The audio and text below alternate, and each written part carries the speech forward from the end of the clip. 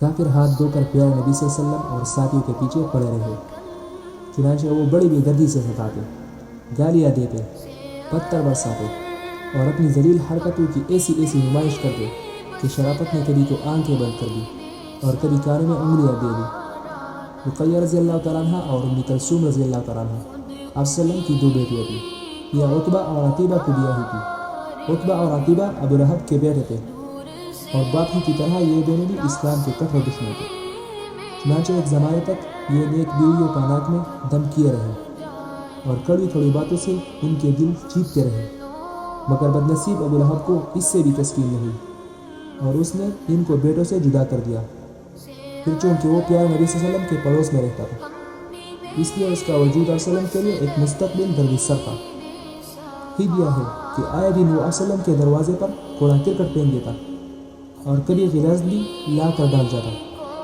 اس کی بیوی ام جمیل بھی کچھ کم نہ تھی، یہ راستے میں کانٹے بچھا دیا کرتی۔ دشمنوں کا آپ صلی اللہ علیہ وسلم کے ساتھ یہ برتاؤ تھا، مگر اس پر بھی آپ صلی اللہ علیہ وسلم نے شرافت کا دامن کبھی ہاتھ سے نہ چھوڑا اور ان کی بدتمیزی کا جواب ہمیشہ عالی ضربی اور خوش اخلاقی سے دیا۔ وہ سب کچھ کرتے رہتے اور آپ صلی اللہ علیہ وسلم دیکھا کرتے اور صبر کرتے، اور کبھی پریشان ہو جاتے تو صرف اتنا فرماتے، علی مطلب پڑوسی کے ساتھ کیسے سلوک ہے یہ؟ پھر قریش تو آپ صلی اللہ علیہ وسلم کے قتل ہی کا فیصلہ کر چکے تھے، لیکن جب انہوں نے دیکھا کہ بنی ہاشم اور بنی عبد المطلب سب آپ صلی اللہ علیہ وسلم کے ساتھ ہیں اور آپ صلی اللہ علیہ وسلم پر جان دینے کو تیار ہے، تو اس سے وہ بہت سکپتائے اور اب ان کی ہمتیں پست ہو گئی اور حوصلے ٹوٹ گئے اور انہوں نے یہ ناپاک ارادہ دل سے نکال دیا۔ البتہ چوٹے کرنے اور تبتیہ کسنے سے وہ اب بھی باز نہ آئے۔ کہیں راستے میں آپ صلی اللہ علیہ وسلم کو پا جاتے یا ساتھیوں میں دیکھتے تو وہ زور کا قہقہہ لگاتے اور کہتے، کیوں محمد، آسمان سے آج کچھ نہیں آیا؟ یا کہتے، کیا اور کوئی نہیں تھا کہ خدا نے تمہیں رسول بنا لیا؟ یہاں تو ایک سے ایک موجود تھے، تم سے زیادہ ہوشیار بھی اور مالدار بھی۔ یا وہ تالیاں پیٹتے اور سیٹیاں بجاتے کہ آپ صلی اللہ علیہ وسلم بات نہ کر سکے۔ کمزور اور نادان مسلمانوں کو دیکھتے تو قہقہہ لگاتے اور اشارہ کرتے ہوئے کہتے، یہ لوگ تو زمین کے بادشاہ ہیں، جلد ہی روم و ایران کو تاراج کریں گے۔ آپ صلی اللہ علیہ وسلم کا سب سے بڑا دشمن ابو جہل تھا۔ دشمنی میں یہ ایک دم دیوانہ تھا اور شرافت و وقار سے بالکل ہی بیگانہ۔ آپ صلی اللہ علیہ وسلم کے لیے ہر برا کام اس سے گوارا تھا، چنانچہ جہاں پاتا وہ آپ صلی اللہ علیہ وسلم کو ستاتا اور اوروں کو بھی آپ صلی اللہ علیہ وسلم کے خلاف اکساتا۔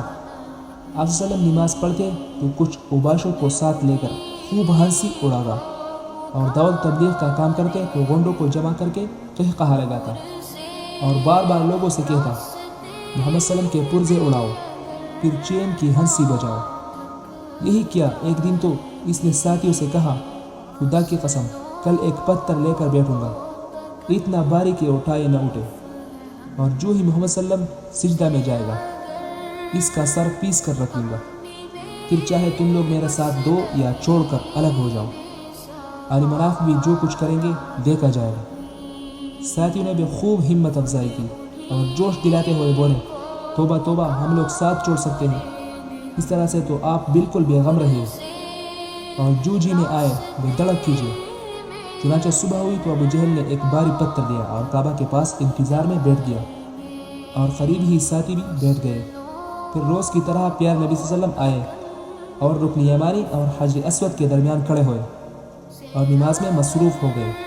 پھر جو ہی آپ صلی اللہ علیہ وسلم سجدے میں گئے، ابو جہل نے پتھر اٹھایا اور آپ صلی اللہ علیہ وسلم کی طرف بڑھا۔ ساتھی چپ چاپ بیٹھے رہے اور غور سے دیکھتے رہے کہ کیا ہوتا ہے۔ کتنا عجیب منظر تھا یہ! ایک دشمن خدا اس سر کو کچلنے جا رہا تھا جو سر خدا کے قدموں کو چھو رہا تھا، اور اس وجود کو مٹانے جا رہا تھا جس کا نگہبان خدا تھا۔ ساتھی ہونے والے حادثے پر نظریں جمائے دھڑکتے ہوئے دل سے ابو جہل کو دیکھتے رہے۔ اچانک کیا دیکھتے ہیں کہ وہ لوٹ پڑا، چہرہ اترا ہوا تھا اور آنکھیں چڑھی ہوئی تھی اور ہاتھ میں پتھر جو کا تو تھا۔ ساتھی سخت حیران ہوئے، بڑھ کر انہوں نے پوچھا، ارے ابو الحکم کیا ہوا؟ ابو جہل کانپتے ہوئے، ارے تم کو کچھ دکھتا نہیں؟ سامنے آگ کا الاؤ ہے، ذرا بھی آگے بڑھتا تو بسم ہو کر رہ جاتا۔ یہ سن کر وہ اور حیران ہوئے اور حیرت سے اس کا منہ تکنے لگے۔ پھر انہوں نے سوچا کہ معلوم ہوتا ہے ارادہ بدل گیا ہے اور کرنے کو جی چاہتا نہیں، بس اسی کے لیے یہ سب ہیرے بہانے ہیں۔ چنانچہ ایک ساتھی تو جوش سے بےتاب ہو گیا اور فوراً اس نے وہی پتھر اٹھایا اور اسی ارادے سے آپ صلی اللہ علیہ وسلم کی طرف بڑھا، مگر کچھ ہی دور گیا کہ اس کے بھی قدم رک گئے اور پھر وہ لوٹ پڑا۔ لوگوں نے دیکھا کہ اس کا چہرہ بھی اترا ہوا تھا اور خوف سے آنکھیں کترائی ہوئی تھی۔ اس طرح اللہ تعالیٰ نے آپ صلی اللہ علیہ وسلم کی مدد کی اور دشمنوں کی سازش دری کی دری رہ گئی۔ یہ کوئی پہلا واقعہ نہیں، قریش نے بڑی بڑی سازشیں کی اور بار بار کی، لیکن ان کے ارمان کبھی پورے نہیں ہوئے اور وہ مسلسل یوں ہی کرتے رہے۔ پھر اب بھی وہ اپنی حرکتوں سے باز نہ آیا۔ آپ صلی اللہ علیہ وسلم پر کسی طرح بس نہ چلا تو انہوں نے بے چار کمزور مسلمانوں کو نشانہ بنایا اور ان کو تڑپا تڑپا کر دل کی بڑاس نکالنے لگے۔ پھر اس کام میں قریش تنہا نہ تھے، اور بہت سے قبیلے بھی تھے اور ان کی پیٹ ٹونک رہے تھے۔ ان قبیلوں نے آپس میں ایک معاہدہ بھی کیا۔ اس معاہدے کی روح سے کوئی قبیلہ کسی مسلمان کو پناہ نہیں دے سکتا تھا۔ ہر قبیلے کا فرض تھا کہ جہاں کہیں مسلمان مل جائے وہ ان کے لیے سراپا ظلم و ستم بن جائے، ان کو خوب مارے پیٹے اور جس طرح ہو سکے انہیں ذلیل و رسوا کرے، شرافت اور انسانیت سے سر پیٹے تو پیٹا کرے اور وہ اس کی ذرا بھی پرواہ نہ کرے، اور اگر کسی کا غلام یا باندھی مسلمان ہو جائے تو اس پر وہ ذرا بھی ترس نہ کرے۔ ترس کھانا تو درکنار، اس سے وہ اتنا ستائے کہ وہ نئے دین سے بیزار ہو جائے اور اپنے آبائی دین ہی کا پناہ لے۔ دن بدن ان کے مظالم بڑھتے ہی گئے۔ ان میں ایسے ایسے بھی بے رحم تھے جن کے سینوں میں دل نہ تھے، پتھر کے ٹکڑے تھے۔ ان ظالموں نے بے کس مسلمانوں کو قید کیا، مارا پیٹا، بھوکا پیاسا رکھا، مکہ کی تپتی ہوئی ریت پر لٹایا، لوہے کی گرم سلاخوں سے داغا، پانی میں غوطہ دیا اور نہ جانے کیا کچھ نہیں کیا، مگر ان سب کے باوجود اہل ایمان پوری پامردی سے اسلام پر جمے رہے اور مردانہ وار ساری آزمائشوں کا مقابلہ کرتے رہے۔ انہی جوان مردوں میں یاسر رضی اللہ تعالیٰ عنہ اور ان کی بیوی سمیہ رضی اللہ تعالیٰ عنہ اور لخت جگر عمار رضی اللہ تعالیٰ عنہ بھی تھے۔ یہ تینوں مکہ کے غریبوں میں سے تھے اور بہت پہلے اسلام لے آئے تھے۔ خاندان والے ان کے کپڑے اتار دیتے اور جب دوپہر سخت ہو جاتی تو تپتی ہوئی ریت پر لٹا دیتے۔ اس کے علاوہ کبھی آگ میں جلاتے اور کبھی پانی میں غوطے دیتے۔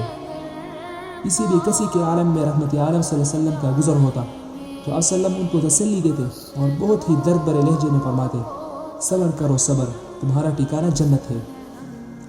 حضرت یاسر رضی اللہ تعالیٰ عنہ نے تو اسی طرح تڑپ تڑپ کر جان دے دی، لیکن حضرت سمیہ رضی اللہ تعالیٰ عنہ کو ابو جہل نے شہید کیا۔ یہ ہر وقت ان کی جان کے پیچھے پڑا رہتا اور بڑی بے دردی سے ستاتا۔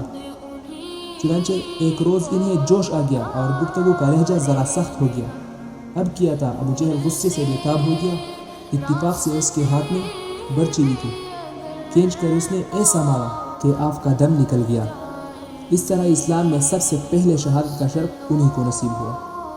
حضرت عمار رضی اللہ تعالیٰ عنہ کو بھی ظالم لوہے کی ذرا پہنا کر دھوپ میں چھوڑ دیتے یا تپتی ہوئی زمین پر لٹا دیتے اور اتنا مارتے کہ وہ بے ہوش ہو جاتے، لیکن اس مار پیٹ اور دھوپ کی سختی سے ایمانی گرمی میں کوئی کمی نہ ہوئی۔ انہی جوان مردوں میں حضرت خباب رضی اللہ تعالیٰ عنہ بھی تھے۔ یہ ام انمار کے غلام تھے۔ ام انمار روز لوہے کی سلاخیں گرم کرتی اور ان کے سر پر رکھ دیا کرتی۔ اس کے علاوہ اور نہ جانے ان پر کیا کیا ستم ہوتے۔ حکایت ہے کہ ایک دن کوئلے دکھائے گئے اور وہ ان پر چت لٹا دیے گئے اور اسی حال میں کوئلے ٹھنڈے ہو گئے۔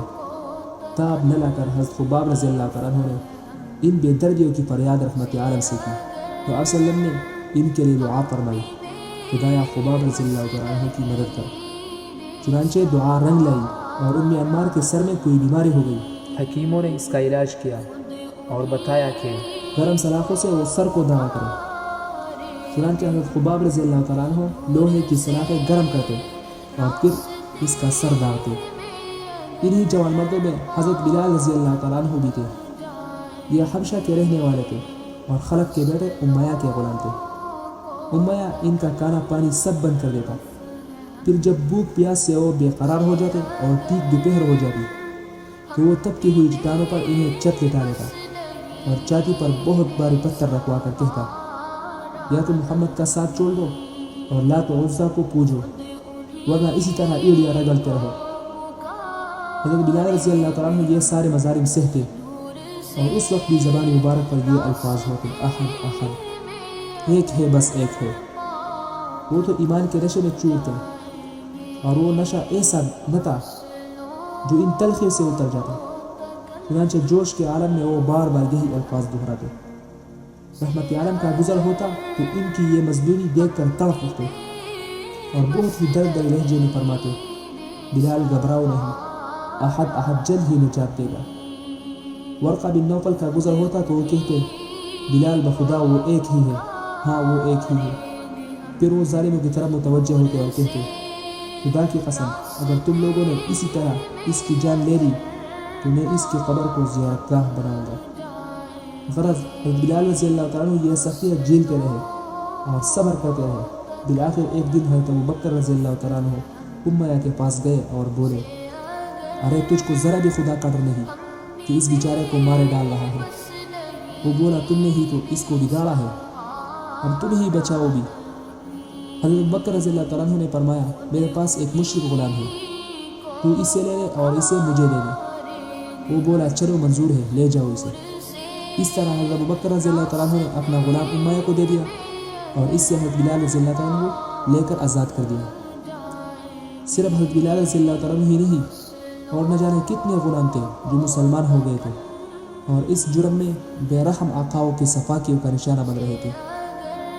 حضرت ابوبکر رضی اللہ تعالیٰ عنہ ان مظالم کو دیکھ کر تڑپ اٹھتے.